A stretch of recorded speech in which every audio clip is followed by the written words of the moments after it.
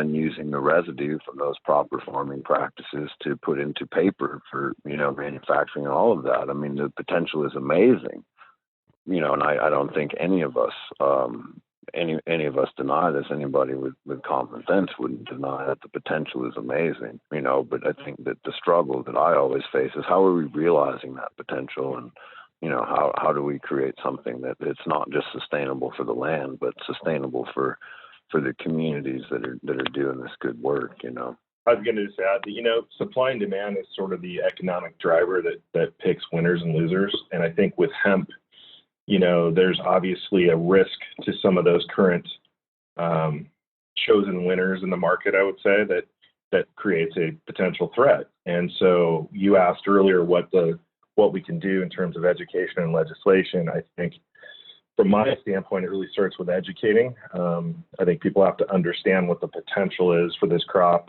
and how it can support, a different shift in communities, rural communities in particular, for economics. And I think the old drivers of supply and demand with things like, fossil fuels or other carbon-based, energy sources, I think it's going to be an education process to make people understand that. Well, and also an education process for legislators as well, because I was looking into this a couple of months ago, and I've been writing a white paper for the last 6 months that, it keeps evolving as I learn more. When you look at the subsidies that are now being put into some of the most profitable companies in the world, namely, let's start with like Exxon, $11 billion in tax incentives that they could be paying into the economy that are being given to them to proliferate our dependence on fossil fuels. And I mean, there are a lot of different points of view on this, and I recognize that. But if you took even just a portion of those subsidies and started putting them into hemp infrastructure, it seems as though the people who are appropriating those funds or, appropriating the incentives to fossil fuels could be educated to understand that appropriating some of those incentives into a new hemp infrastructure would really help. But how do we get that message across to Congress? I'll let Mike take that one first. Yeah, I don't. This is something I've been working at for a long time, so I don't have an answer. But I think to further the point that you're making, most of these incentives that are given are, those incentives are taken away from the communities that are, having bad land use management or, fracking or whatever's happening. So, you're absolutely right. It's critical that some of those incentives, there's a way to, and not just hemp. I think that local food production, right? You spoke about our founding fathers. They screamed about hemp for independence, but they also screamed about people being resilient, independent, and that's what truly makes us free. And so not even just hemp production. How do we turn that back into local food production systems? How do we take the money that we're incentivizing them and reinvest it back into these economies? And that's not a conversation anybody but probably a handful of us want to have, but it's absolutely right. They're taking money, those incentives are taking money that could be used to revitalize communities and put in infrastructure that, yes, allowed, a town like mine to put in a small textile mill to stop growing cotton, right? Let's start growing hemp. And just on land use, cotton is, I think 3% of global agriculture production, but it uses a third of the water and a third of the pesticides. So yeah, we should be using that money. But, we've been trying to be creative about how we can get money for these types of projects, but it's not an easy thing. And nobody wants to have those conversations because of the way the system operates, and we don't have enough money to have a big enough voice at this point in time. Yeah. You mentioned the BT cotton is a huge problem. And when you consider that a lot of the fiber that comes from cotton could be grown a lot more sustainably with hemp, which uses a fraction of the water, and you can grow it without toxic pesticides. You can actually make your own pesticides out of the compost of hemp. But Also, what I wanted to mention was that along the lines of the BT cotton, there's a monopoly when it comes to Monsanto and the seeds that are being given to farmers that keep them in this perpetual chain of dependence on those seedless crops. So they have to keep buying the crops, and it's poisoning our land. And I'm not educated enough to speak on subsidies that they get, but I know that, there's like the fox guarding the hen house when it comes to Monsanto's lobby actually running things, in our USDA. And for a long time, they've been a part of our agricultural advisory committees in Congress and, with their lobbies especially. And I wonder, as hemp becomes more and more popular, is this going to help rescue, if you will, the farmers that have become dependent upon it or pushed out of the market altogether in food production because of these big farms consolidating and pushing out the smaller farmers? I mean, how can hemp be a solution for that? Well, you're on with two guys that hope we figure part of it out. Yeah. Yeah, I mean, it's all complex. I mean, the subsidies rule, you're absolutely right. I mean, that's the way it works. And I mean, like I said, I mean, there's thousands of organizations that have worked on this, and not to harp on the BT cotton, but I have friends that are first responders that are part of these active groups that our first responders are getting cancer faster rates because this is heat cotton. Their inner cotton layer is BT cotton, and it's leaching, right? Because there's still, you can't grow a plant with BT and not have BT and other chemicals that come out in the plant material, so these guys are getting sick. It's in our clothes, it's everywhere.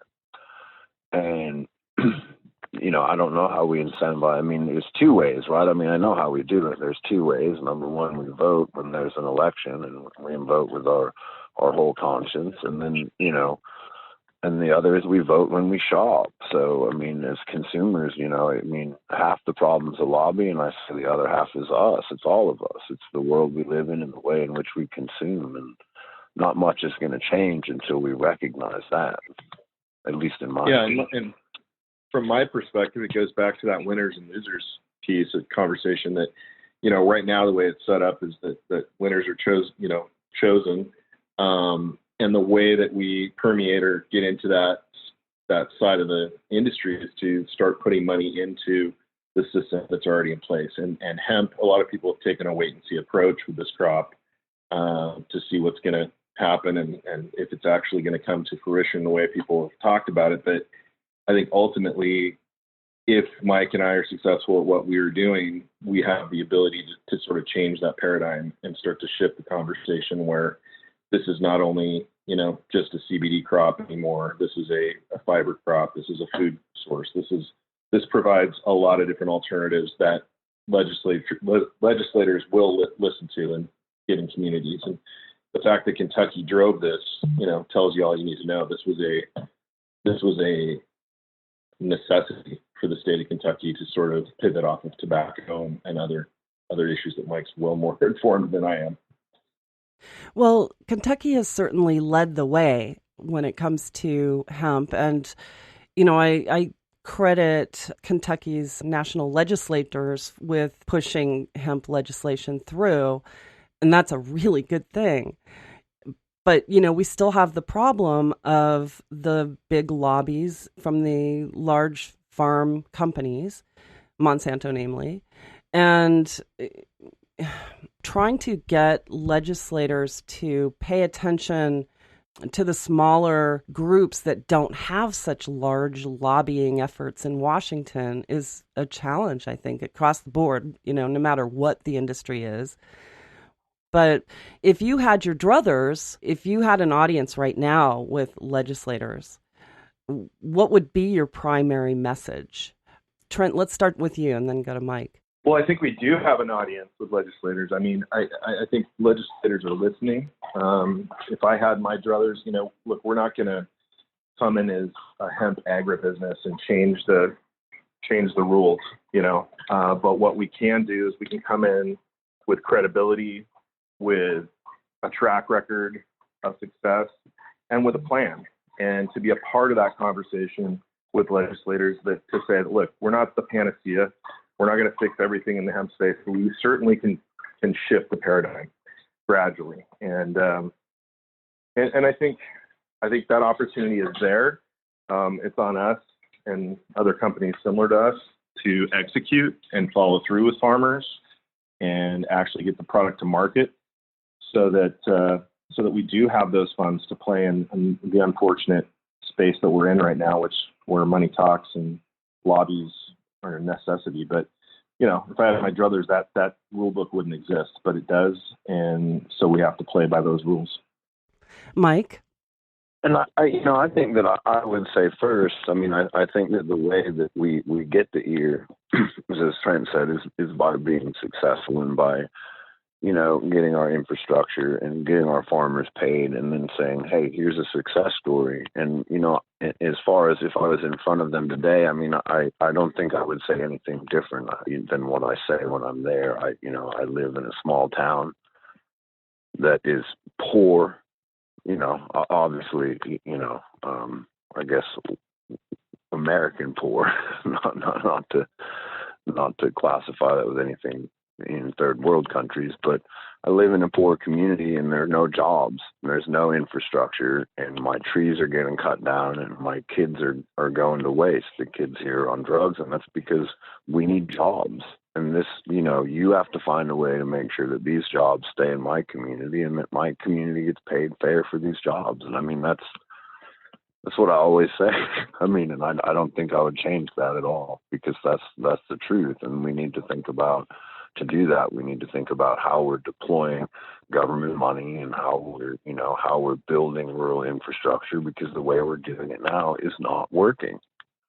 And that's the message. Yeah. Well, that's really the. Oh, go ahead. Sorry, just to add to that. That's really the third wave commitment, right? That's our business model. It's hub and spoke. So for us to sort of start where we started, it was really, how do we support farmers? That was our first question. And what we realized is that, a lot of people were throwing seed in the ground, being promised, X number of dollars per acre for their crop.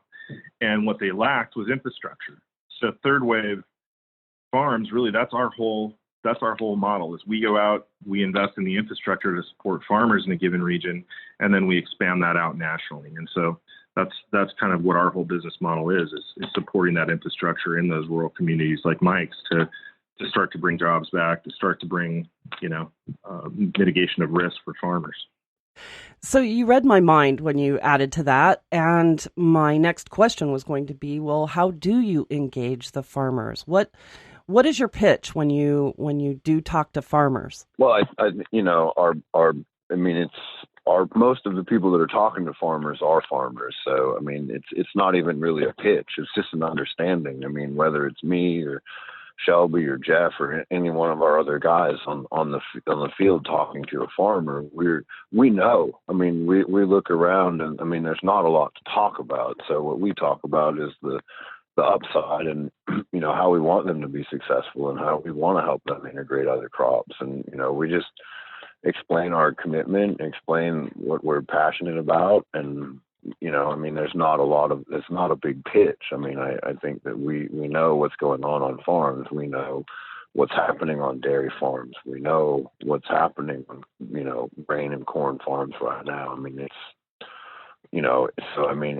don't even think it's a pitch. I think the reality is we have to find ways to work together again, because this get bigger, get out model is not working. And we have to collaborate. And I think that farmers naturally want to collaborate. Information is fairly free-flowing from one farmer to the next in terms of production techniques. But I think the way that the infrastructure has been built, it's forced everybody into a silo. And we show up, let's break that silo. Let's start working with our neighbors and let's build some stuff that's going to support some production around here. And let's get some supply out of, Kentucky or Indiana or Oregon or wherever it is to market. Yeah, and I think what Mike's team does so well on the ag side is Mike always mentions this to me, but he really manages expectations on a day-to-day basis with farmers. And, I think we're the industry we're in right now is